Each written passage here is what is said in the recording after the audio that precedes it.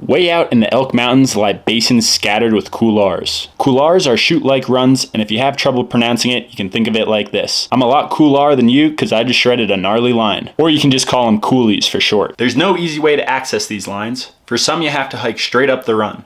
For others, you need to down climb through loose rocks to get to the run. That's how it went for us today. The zone we wanted to shred was way out there and would require an early start. So my morning began at 4 a.m. All right, here we go. Early start. There's something peaceful about being up so early, up before anybody else is, and maybe even up before some people have gone to bed. It just makes you feel like the town is yours. It was probably 6 o'clock by the time we started on our trek. At that time, the shimmers of first light were just beginning to hit the peaks we were about to ride that day. We had a long way to go, but we'd be watching the mountains light up as we made our way. Because we were doing great on time, we were able to take some breaks, have some snacks, and plan the route we were going to take to get to the zones we were going to ride. What does it take to win your love for me? How can I make this dream come true for me? Having a big year. Well, I just gotta know. As we came out of the timber, the first mountain wall grew tall above us. It's common knowledge that mountains are typically big, but you only understand the enormous scale once you're standing at the base of them. This was the perfect welcome to the last stretch of our trek. Coming over the last hump, we got our first full view of the couloir we wanted to ride and the ridge shoulder we would climb to get there. It was about 10:30 when we got to the base, and we sat down for a nice lunch break and to get a more in-depth plan of how we would ride the line. We couldn't have had a better spot to have lunch. The basin that we sat in had so many coulees that we could scope and plan for future missions, and there were so many other cool rocks, like these spiry fingers with this portal hole. While we were able to take our time to scope our line, we realized it might be a little tricky getting into the main gut. There wasn't snow all the way to the top of the line, so we would have to down climb to get to where we could shred. As we began our final ascent up the ridge, we really started to feel the miles we had put on in the morning. It was too steep to skin this portion, so we strapped our boards to our packs and boot packed the rest of the way.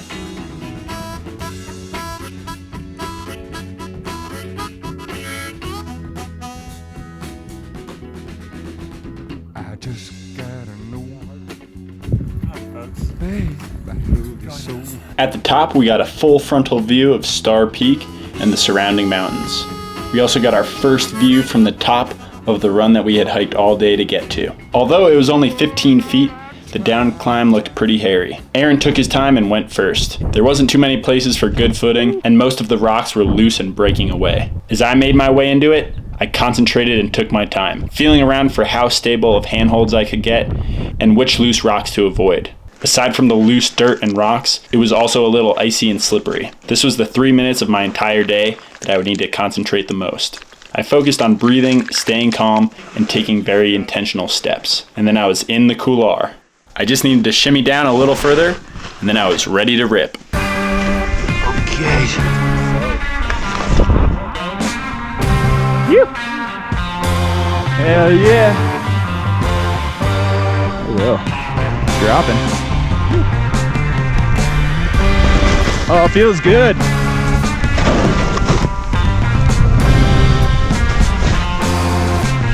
Feels real good. I'm opening her. Whoopee! Whoop!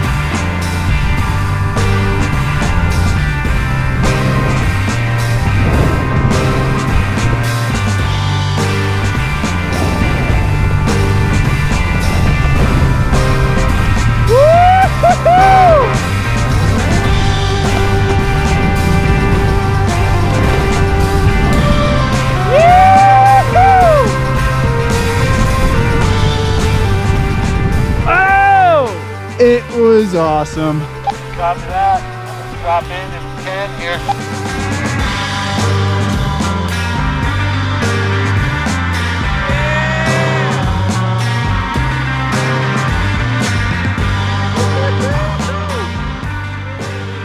Hell yeah. Woo! Brother! Once we laced our lines, we all shredded down together. Ah,